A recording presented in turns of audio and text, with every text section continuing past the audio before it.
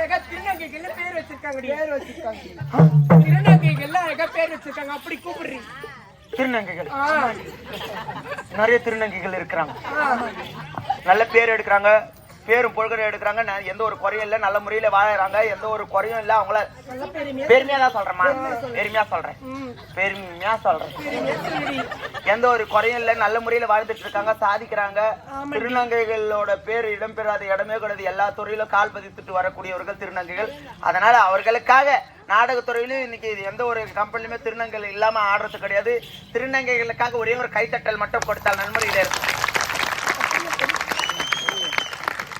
ஆனா எங்க கம்பெனில இருக்கிறவங்க திருநங்கைகள் கிடையாது, திருநங்கைகள். காலையில யாருன்னா மாங்காய் தேங்காய் மரம் இருந்ததுன்னா எண்ணி விட்டுவாங்க. போய் அங்க மாங்காய் மரத்தால் நின்னுங்கன்னா மாங்காய் பறிக்கணும், மாங்காய் அரைச்சு அக்குள் வச்சு வந்துருவாங்க.